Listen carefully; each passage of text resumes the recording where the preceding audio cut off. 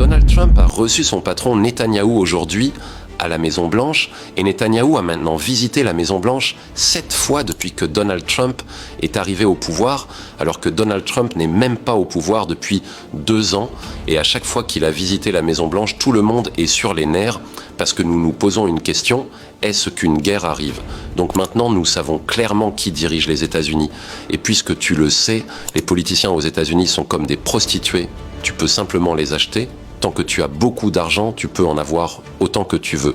Donc on ne devrait pas être surpris que des milliardaires israéliens possèdent le gouvernement des États-Unis, et spécifiquement avec cette administration de Donald Trump. La raison pour laquelle Daniel visite la Maison-Blanche est très claire. Il veut la guerre contre l'Iran, et avant le conflit des 12 jours, la chose la plus importante était l'ambition nucléaire de l'Iran. Pendant ce temps, ils ont sous-estimé l'Iran, et Dieu merci, l'Iran leur a donné une leçon qu'ils n'ont pas oubliée. Maintenant, il insiste pour que le programme de missiles balistiques de l'Iran soit plafonné. Et en gros, il ne veut pas que l'Iran soit capable d'atteindre Israël avec son programme de missiles. Mais comment est-ce que tu plafonnes ça? Donc, comment est-ce que tu empêches même que ça arrive? Et comment est-ce que tu surveilles que l'Iran ne fasse pas ça? Nous savons tous que c'est très difficile. Donc il ne veut pas vraiment une négociation, ce n'est pas important. Ce qu'il veut, c'est la destruction complète de l'Iran, de la même manière qu'il a détruit d'autres pays depuis que Donald Trump est au pouvoir. Nancy a bombardé au moins 6 pays arabes. On peut compter l'Iran, la Palestine, le Yémen, la Syrie. Tu as le Liban et même le Qatar qui est un allié des États-Unis.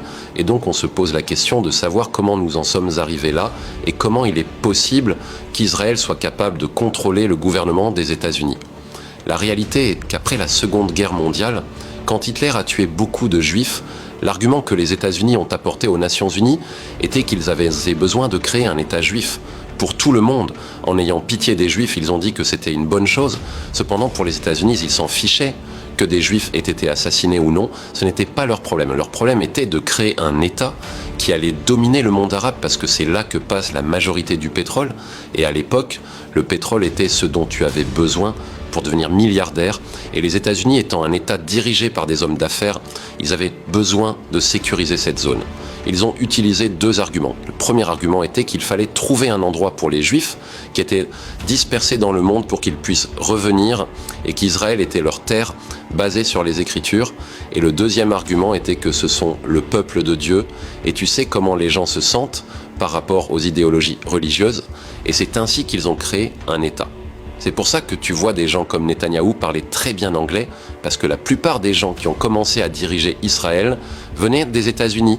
Et ils sont même allés jusqu'à dire que si un État israélien n'existait pas, ils en créeraient un, juste pour défendre leurs intérêts. Et le fait est que s'il n'y avait pas eu Israël, les États-Unis d'Amérique auraient dû inventer un Israël pour protéger leurs intérêts dans la région. Pour obtenir tout le soutien pour Israël, ils devaient aussi initier un argument convaincant au sein des communautés chrétiennes dites chrétiennes des États-Unis, à savoir qu'il faut protéger Israël parce qu'Israël est béni par Dieu. Et en grandissant à l'école du dimanche, on m'a appris dans la Bible que ceux qui bénissent Israël seront bénis, et ceux qui maudissent Israël seront maudits. Et donc tu as ces pasteurs milliardaires qui étaient payés et qui étaient les marionnettes de tout le système pour prêcher aux gens à propos d'Israël, tout en gardant à l'esprit que lorsque les chrétiens vont en Israël, on ne leur permet même pas de prêcher là-bas. Pour les États-Unis, Israël était une marionnette des États-Unis, mais cette marionnette voulait devenir indépendante. Sauf que le problème est qu'ils n'ont pas les armes et qu'ils n'ont pas la plupart de ce qu'il faut pour se défendre. Donc ils doivent toujours compter sur les États-Unis pour obtenir des armes et de l'argent.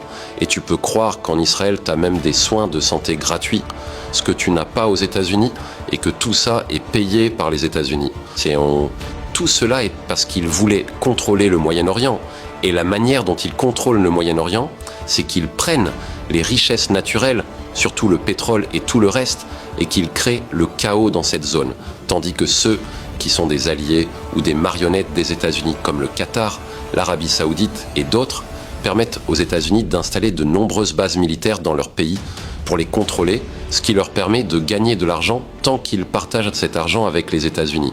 Et c'est pour cela que l'Arabie Saoudite achète beaucoup d'armes aux États-Unis et investit constamment de l'argent aux États-Unis, tandis que ceux qui ne coopéraient pas devait être détruit et qu'à chaque fois qu'il y avait un certain type de stabilité, les États-Unis créaient des organisations terroristes comme Daesh et Al-Qaïda pour attaquer ces pays, ce qui est toujours la stratégie des États-Unis, qui veulent être le seul pays prospère sur Terre, pendant que tous les autres pays sont leurs marionnettes qu'ils contrôlent en installant des bases militaires.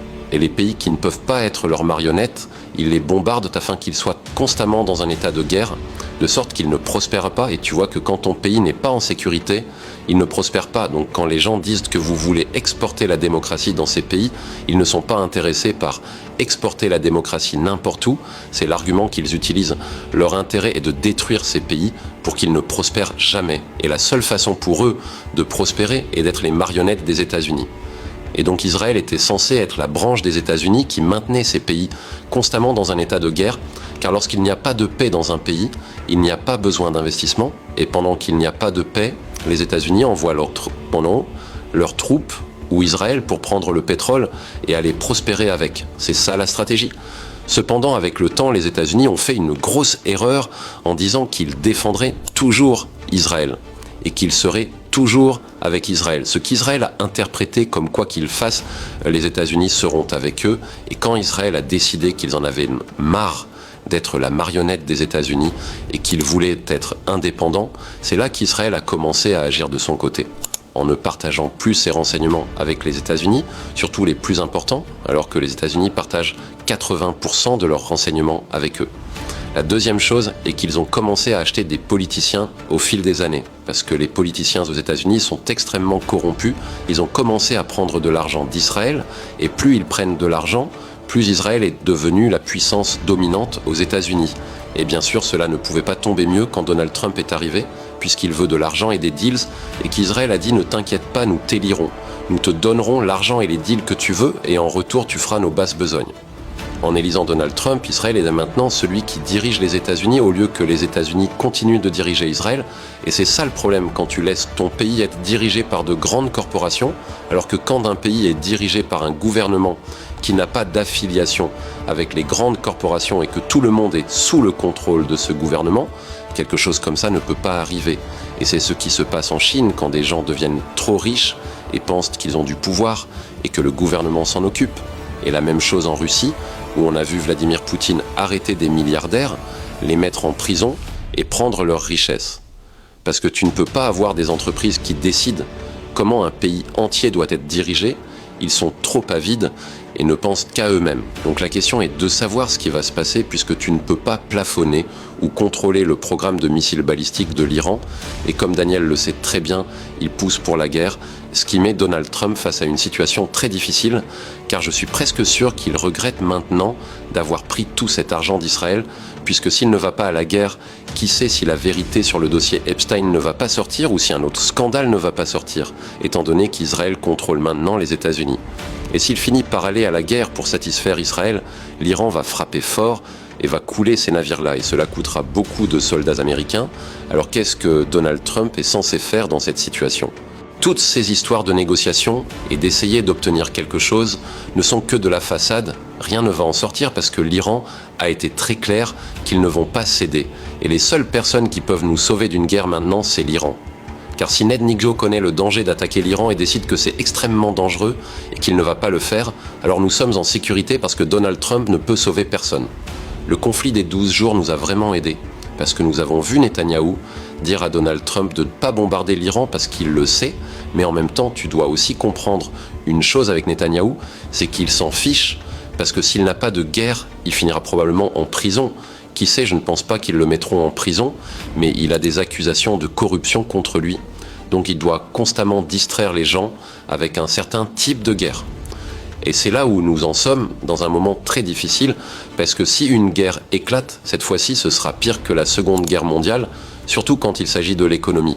Parce qu'en ce moment même, tous les prix commencent à augmenter, parce que cela ressemble de plus en plus à un conflit qui arrive.